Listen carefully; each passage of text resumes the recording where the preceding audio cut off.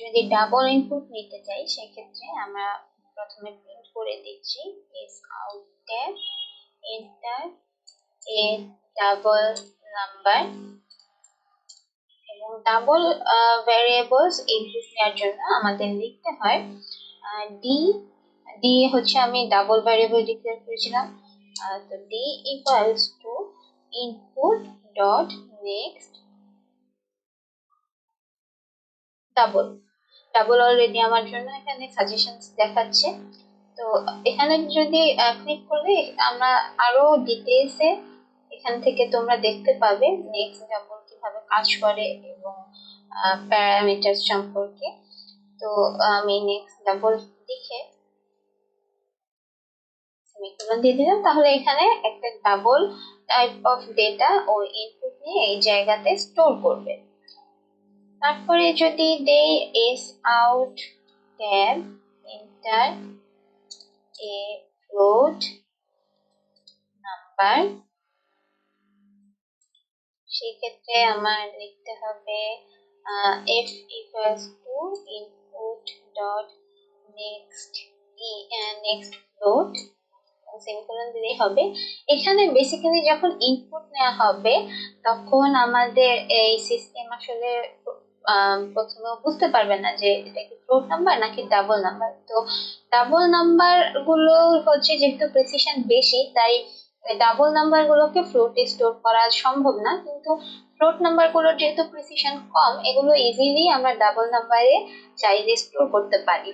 তো আমি আর ফ্লোট নাম্বারটা তার জন্য ইনপুট নিয়ে দেখাচ্ছি না, কারণ যখন আমি ইনপুট দিব সে মানে আমি ডাবল নিয়েই কাজটা চালাতে পারবো, তাই আমি ফ্লোট নাম্বারটা কেটে দিচ্ছি। তারপর আমরা একটা ক্যারেক্টার টাইপের ডেটা যদি ইনপুট নিতে চাই, আবার আমি সিস্টেম আউট লিখে এখানে রেখে দিলাম এন্টার এ ক্যারেক্টার। এবং ক্যারেক্টারের যদি আমরা নিতে চাই ইনপুট সেক্ষেত্রে একটু লেন্দি হয়ে যায় প্রসেসটা। প্রথমে লিখতে হয় আমাদের ভ্যারিয়েবলের নাম, দেন ইকুয়ালস, তারপর আমরা স্ক্যানার অবজেক্টটা দিচ্ছি ডট নেক্সট লিখতে হবে। নেক্সট শুধুমাত্র নেক্সট দিয়ে আমরা টোটাল একটা স্ট্রিং এর ইনপুট নিতে পারি, কিন্তু এখানে যেহেতু আমি একটা সিঙ্গেল ক্যারেক্টার নিতে চাচ্ছি তাই আমার এখানে সাথে আবার লিখতে হবে ক্যারেক্টার অ্যাড এবং 0 নাম্বার ইন্ডেক্সে ক্যারেক্টারটা নিব, তাই 0 লিখে দিচ্ছি। ঠিক আছে, এখন যদি আমি ফাইলটা রান করি, রান ফাইল, একটু সময় নিচ্ছে রান হওয়ার জন্য। ইন্টিজার দিচ্ছে, আমি ইন্টিজার দিলাম 100। তারপর আমি ডাবল নাম্বার চাচ্ছি, আমি 100.10 দিলাম। তারপরে একটা ক্যারেক্টার চাচ্ছি, আমি এ দিলাম এবং বিল্ড সাকসেসফুল দেখাচ্ছে। ঠিক আছে, এবার যদি আমি এগুলো প্রিন্ট করে দিই সেক্ষেত্রে প্রথমে আমার দিতে হবে এক্স, এ দিলাম, আচ্ছা প্লাস মাঝখানে স্পেস দিলাম একটু, তারপর প্লাস এক্স দিলাম, দেন আবার মাঝখানে স্পেস দিলাম একটু এবং তারপরে ডি দিলাম। এবার যদি আমি আবার রান করি F6 দিয়ে, আমার কাছে নাম্বার চাচ্ছে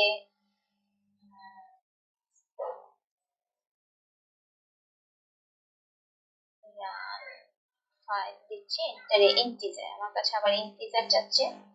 তো আমি প্রথমে 10 দিচ্ছি, ডাবল নাম্বার দিচ্ছি 100.09 এবং ক্যারেক্টার দিচ্ছি ক্যাপিটালে। তাহলে আমার এখানে নিচে দেখা যাচ্ছে তিনটাই ভ্যালু ঠিক মতনই প্রিন্ট হয়ে যাচ্ছে। ঠিক আছে, এখন আরেকটা জিনিস ট্রাই করে দেখি, আবার রান ফাইল দিচ্ছি। আমি এখানে একটা ইন্টিজার টাইপ অফ ডেটা নিতে পারবো এবং আমি ইন্টিজার টাইপ অফ ডেটা দিচ্ছি, কিন্তু আমি যদি এখানে 100.230 দেই সেই ক্ষেত্রে কি হবে? এখানে তখন এরর দেখা যাচ্ছে, কারণ আমি এখানে ইন্টিজার নিব, এই যে ফাংশনটাতে ইন্টিজার বলে রেখেছিলাম কিন্তু আমি এখানে দিয়ে দিয়েছি ডাবল, তার জন্য এইখানে আমাদের আপাতত এরর দেখাচ্ছে। কিন্তু আমি যদি এখানে যে ডাবল ভ্যালুটাকে স্টোর করেছিলাম, আমি যদি এখানে x ইকুয়ালস টু d লিখে দিই তাহলে কি হবে? দেখা যাচ্ছে আমাকে কাস্টিং এর কথা বলছে। কাস্টিংটা কি? আমি যদি এখানে ব্র্যাকেটে ইন্টিজার লিখে দিই, এখন দেখা যাচ্ছে আর আমাকে এরর দেখাচ্ছে না। এখন যদি আমি রান করি শিফট F6 দিয়ে, তাহলে আমাকে এখানে বলছে যে একটা ইন্টিজার লিখতে। ঠিক আছে, আমি 10 দিলাম, তারপরে একটা ডাবল নাম্বার দিতে 100.20 দিলাম, ক্যারেক্টার দিতে a, এবং বিল্ড সাকসেসফুল দেখাচ্ছে। আচ্ছা, আমি x থেকে প্রিন্ট করিনি, আমি আবার প্রিন্ট করে দেখি। ট্যাব x, x এর ভ্যালু আমরা এখন দেখবো যে এই লাইনটার পরে x এর ভ্যালু কত হয়েছে। আবার আমি শিফট F6 দিচ্ছি, 10 দিব হচ্ছে ইন্টিজার 10, ডাবল নাম্বার দিচ্ছি 19.99 এবং ক্যারেক্টার দিচ্ছি a। দেখা যাচ্ছে যে যদিও আমি 90.99 ছিল আমার d এর ভ্যালু, আমি এই লাইনটার পরে এখানে x এর ভ্যালু হিসেবে 90 পাচ্ছি। তার মানে যেটা করে এখানে আমি ইন্ট লিখে দেওয়ার পরে এই ডাবল ভ্যালুটা ইন্টিজার যে পোর্শনটুকু আছে, মানে দশমিকের আগের যে যতখানি জায়গা আছে, যতখানি পোর্শন আছে, সেটাকে ইন্টিজারে কনভার্ট করে এই ইন্টিজার টাইপের ভ্যারিয়েবলে স্টোর করে রাখা হচ্ছে। এবং এইভাবে আমরা যে ডাবল থেকে ইন্টিজারে নিচ্ছি বা নিলাম, এই কনভার্সনটাকে বলা হয় টাইপ কাস্টিং। তার মানে একটা ডাবল ভ্যারিয়েবলকে ইন্টিজারে কনভার্ট করা। কিন্তু আমি কি চাইলে একটা ইন্টিজারকে ডাবলে কনভার্ট করতে পারবো? ঠিক আছে, যদি আবার দেখি d ইকুয়ালস টু x দেই, দেখা যাচ্ছে যে আমার এখানে টাইপ কাস্টিংও করতে হচ্ছে না। তার কারণ কি? কারণ ডাবল ভ্যারিয়েবলের ক্ষেত্রে আমাদের একটা এক্সট্রা দশমিকের পর প্রিসিশন আছে, যেটাকে আমরা ইন্টিজারের মধ্যে রাখতে পারছি না বা স্টোর করতে পারছি না। কিন্তু ডাবলের ক্ষেত্রে এই ইন্টিজার পোর্শন অলরেডি ও ইন্টিজার পোর্শনটাকে সেভ করার জন্য অলরেডি ওর স্টোরেজ আছে, তার সাথে ওর কাছে এক্সট্রা আরো দশমিকের পরের প্রিসিশন গুলো স্টোর করার জন্য জায়গা আছে।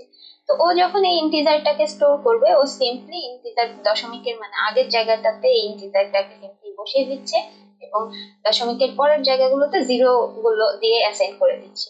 কারণ 10 আমরা যদি লিখি যে 10 এবং যদি লিখি 10.00, এটা একটা ইন্টিজার নাম্বার, এটা একটা ডাবল নাম্বার, বাট দুইটার ভ্যালু কিন্তু সেম।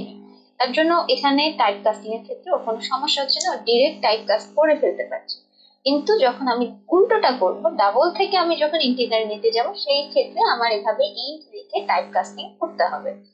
তো এটা ছিল আমাদের ডেটা টাইপের অংশ। তারপর আমরা আসি ভ্যারিয়েবলস নিয়ে, যে ভ্যারিয়েবলস কত রকম হয়, কয় প্রকার ইত্যাদি। আমরা এতক্ষণ যা ভ্যারিয়েবলস দেখলাম উপরে, যেগুলো ডিক্লেয়ার করে এসেছি, integer X, long Y, float F, double D, character A, ইত্যাদি ইত্যাদি, এগুলো সবগুলো ছিল আমাদের primitive type of data. Primitive, আমি আবার যদি এখানে লিখি primitive data, sorry primitive variables.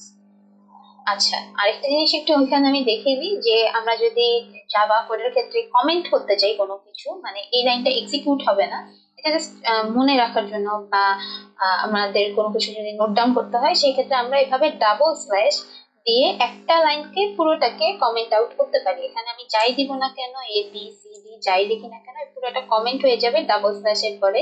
এবং আমি যদি, যেহেতু এটা অ্যাকচুয়ালি কোনো আমাদের স্টেটমেন্ট না বা জাভার কোনো কিওয়ার্ড না, কিছুই না, সেক্ষেত্রে রান হওয়ার কথা না। আমি যদি দুইটা ব্যাকস্ল্যাশ সরিয়ে দিই, ও কিন্তু এরর দিচ্ছে, কারণ ও চিনতে পারছে না এটা কি জিনিস।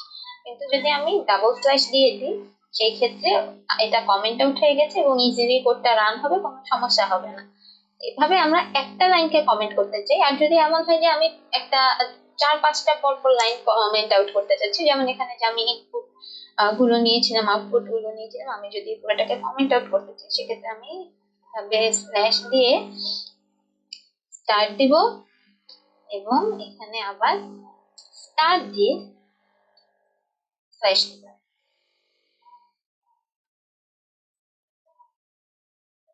তাহলে পুরো এর মাঝখানে এই স্ল্যাশ স্টার এবং আবার স্টার স্ল্যাশ এর মাঝখানে যা কিছু লিখবো, পুরো ব্লকটাই কমেন্ট আউট হয়ে যাবে একবার। ঠিক আছে, তারপর আমরা এবার ভ্যারিয়েবলস এর টাইপস এ ফিরে আসি। তো ভ্যারিয়েবলস দুই টাইপ হয়, একটা হচ্ছে প্রিমিটিভ এবং আরেকটা হচ্ছে রেফারেন্স। প্রিমিটিভ টাইপ হচ্ছে আমরা যা দেখলাম এখানে আমাদের কাছে যা কিছু ছিল আমরা যা ডিক্লেয়ার করে এসেছি normally int x, long Y, float F, double D character ইত্যাদি ইত্যাদি, এগুলো সব ছিল আমাদের প্রিমিটিভ ভ্যারিয়েবল। রেফারেন্স ভ্যারিয়েবলের একটা খুবই ভালো উদাহরণ হচ্ছে স্ট্রিং ক্লাসের অবজেক্ট। এখানে আমরা যে স্ক্যানার লিখলাম, তারপর ইনপুট লিখলাম, এটাও একটা আমাদের জন্য রেফারেন্স ভ্যারিয়েবল, কারণ এখানে স্ক্যানার ক্লাস থেকে সে একটা অবজেক্ট আমাদের জন্য ক্রিয়েট করে দিয়েছে। অবজেক্ট কি জিনিস আমরা সেটা পরবর্তীতে শিখবো, কোনো সমস্যা নেই, আপাতত এতটুকু জেনে রাখলেই হবে যে এটা একটা আমাদের জন্য, যেখানে ভ্যারিয়েবলস লেখাটা উঠছে যে variable input is not use, তার মানে এটা একটা ভ্যারিয়েবল। এই ইনপুট এখানে আমরা একটা রেফারেন্স ভ্যারিয়েবল ক্রিয়েট করেছি।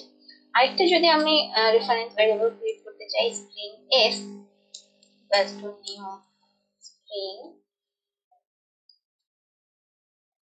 এখানে এস যে ভ্যারিয়েবলটা আমি ক্রিয়েট করেছি এটাও একটা ভ্যারিয়েবল, কিন্তু এটা একটা রেফারেন্স ভ্যারিয়েবল। রেফারেন্স ভ্যারিয়েবল আর প্রিমিটিভ ভ্যারিয়েবলের মধ্যে প্রধানত তফাৎ হচ্ছে অ্যাকচুয়ালি অ্যাড্রেসিং নিয়ে। এখানে স্ট্রিং এস হচ্ছে একসাথে একটা অবজেক্ট যেখানে অনেকগুলো ক্যারেক্টার আমি স্টোর করতে পারি একবারে। একটা ক্যারেক্টার হচ্ছে একটা সিঙ্গেল প্রিমিটিভ ভ্যারিয়েবল, এবং অনেকগুলো প্রিমিটিভ ভ্যারিয়েবল বা অনেকগুলো ক্যারেক্টার মিলে এই একটা স্ট্রিং এর অবজেক্ট ক্রিয়েট করা পসিবল, বা একটা ক্লাসের ভ্যারিয়েবল বা রেফারেন্স ভ্যারিয়েবল এখানে ক্রিয়েট হয়েছে। কিন্তু রেফারেন্স ভ্যারিয়েবল আর প্রিমিটিভ ভ্যারিয়েবলের ডিফারেন্স যদি আরেকটু ক্লিয়ারলি আমি দেখাতে চাই, প্রথমে আসি আমরা যে আমাদের যে বলে আমাদের যে প্রিমিটিভ ডেটা গুলো থাকে বা প্রিমিটিভ ভ্যারিয়েবল গুলো থাকে সেগুলো আমাদের কিভাবে স্টোর হয়। তো মনে করি যে আমাদের এখানে এটা হচ্ছে আমাদের মেমোরি, বিচ্ছিরি করে আঁকি, আই এম সরি, এটা হচ্ছে আমাদের মেমোরি লোকেশন, আমাদের পিসি স্ট্যাকের মতো করে দিচ্ছি যে মেমোরি লম্বা হয়ে থাকে। ঠিক আছে, এই প্রত্যেকটা মেমোরির যে একটা একটা করে আমরা ভাগ ভাগ করলাম এক একটা ব্লক, এই ব্লকগুলোতে মনে করি আমাদের ডেটা স্টোর হয়, এবং এই যে ডেটা স্টোর হচ্ছে এই প্রত্যেকটা ব্লকের একটা অ্যাড্রেস আছে বা নাম আছে, যেটা দিয়ে হচ্ছে সহজেই আমাদের কম্পিউটার এই ব্লকটাকে খুঁজে বের করতে পারবে। তো এটাকে অ্যাকচুয়ালি অ্যাড্রেসই বলা হয়, আমি বুঝে সুবিধার্থে নাম বললাম। অ্যাড্রেস যদি লিখি, মনে করি এই ব্লকটার অ্যাড্রেস হচ্ছে 100 বা 100 নিচে, এই ব্লকটার অ্যাড্রেস হচ্ছে 101 ইত্যাদি ইত্যাদি করে এইভাবে প্রত্যেকটা ব্লকের সাপোজ নাম আছে, এবং মনে করি এই ব্লকটার অ্যাড্রেস হচ্ছে 700, এবং আরো অনেক অ্যাড্রেস আছে। এখন আমি যখন একটা প্রিমিটিভ ডেটা টাইপ ডিক্লেয়ার করলাম, যেটা হচ্ছে int x equals to 5, suppose আমি একটা প্রিমিটিভ ডেটা ডিক্লেয়ার করলাম, তাহলে কি হবে, প্রথমে এই x এর জন্য একটা এখানে যে আমাদের অ্যাড্রেস গুলো আছে বা এই যে আমার কাছে একটা ব্লক আছে, স্টোরেজ আছে, এখানে x এর জন্য একটা স্টোরেজ ও হচ্ছে বুক করবে। সাপোজ ও 100 কে বুক করলো যে এখানে x থাকবে, এবং যখনই x equals to 5 আমি এখানে অ্যাসাইন করলাম, এই যে 5 টাকে অ্যাসাইন করলাম, তখন ও x এর জন্য যে স্টোরেজটাকে বুক করেছিল সেখানে এসে ও 5 স্টোর করে দিবে। তো এখানে 5 আছে। তারপর যদি আমি একটা স্ট্রিং লিখি, যেটা আমরা হচ্ছে একটু আগে আমি বললাম যে স্ট্রিং হচ্ছে একটা রেফারেন্স ডেটা টাইপ, তো স্ট্রিং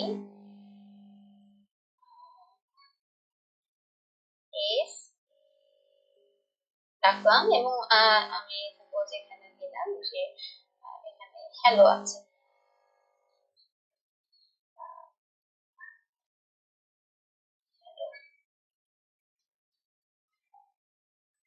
তো এই হ্যালো যে আমি স্টোর করলাম, সেক্ষেত্রে এখানে কি হবে, ও প্রথমে সাপোজ এই 700 নাম্বার যে আমার কাছে ব্লকটা আছে 700 অ্যাড্রেসের, এখানে ও প্রথমে হ্যালো লেখাটা স্টোর করবে, হ্যালো লেখাটাকে ও স্টোর করবে। তারপর ও কি করবে, এই এস যে আমি ভ্যারিয়েবলটা ডিক্লেয়ার করেছিলাম এস এর জন্য, ও সাপোজ এখানে একটা ব্লক আছে 110, এই 110 নাম্বার ব্লককে সাপোজ ও এস এর জন্য বুক করলো, যেখানে এস থাকবে। এবার যখন আমি এই স্ট্রিংটাকে, এই যে হ্যালোটাকে এই এস এর মধ্যে অ্যাসাইন করলাম, তখনও হ্যালো লেখাটাকে ডিরেক্ট এই 110 নাম্বার ব্লকে অ্যাসাইন না করে হ্যালো লেখাটা যেই অ্যাড্রেসে, এই যে 700 তে যে আমি অ্যাসাইন করে রেখেছিলাম, এই 700 অ্যাড্রেসটাকে এখানে স্টোর করবে। তাহলে বেসিক্যালি ও এখানে পয়েন্ট আউট করে রাখছে যে 700 নাম্বার অ্যাড্রেসে যে ভ্যালুটা আছে অ্যাকচুয়ালি সেটা নিয়ে আমি কাজ করব বা আমার সেটা মনে রাখা প্রয়োজন। তো এস এর কাজ, একটু সুন্দর করে লিখি, এস এর কাজ হচ্ছে এটা। তো এই হচ্ছে আমাদের প্রিমিটিভ এবং রেফারেন্স টাইপের মধ্যে ডিফারেন্স। আরেকটা ডিফারেন্স হচ্ছে, আমি যদি এখন এক্স এর মধ্যে যে 5টাকে স্টোর করেছি, আমি যদি এটাকে আবার অন্য আরেকটা ইন্টিজার ভ্যালুতে অ্যাসাইন করি, suppose int y equals to x, আমি যদি এটা লিখি, তাহলে কি হবে, আবার সেম ভাবে y এর জন্য এভাবে এই আরেকটা ব্লক ও বরাদ্দ করবে যেখানে y ভ্যালু বসবে। y এর মধ্যে x এর ভ্যালুটা ও অ্যাসাইন করবে। এখন ও কি দেখবে x এর ভ্যালু কি আছে, x এর ভ্যালু দেখতে পাচ্ছে যে 5 আছে, তাহলে ও ডিরেক্ট 5 এনে এখানে স্টোর করে দিল। তার মানে কি হলো, আমি যদি এসে এই 100 নাম্বার অ্যাড্রেসে চেক করি, 100 নাম্বার অ্যাড্রেসে আমি একটা আলাদা ভাবে 5 ভ্যালু পাচ্ছি। যদি 101 নাম্বার অ্যাড্রেসে চেক করি, এখানে আলাদা ভাবে আরেকটা 5 লেখা পাচ্ছি। মানে দুইবার এই 5 যে আমি ভ্যালুটা অ্যাসাইন করেছিলাম প্রথমে, এই 5 ভ্যালুটা দুইবার অ্যাসাইন হচ্ছে। এখন যদি আমি এই স্ট্রিং এস টাকে সেম ভাবে অ্যাসাইন করতে চাই, সাপোজ আমি আবার লিখলাম যে স্ট্রিং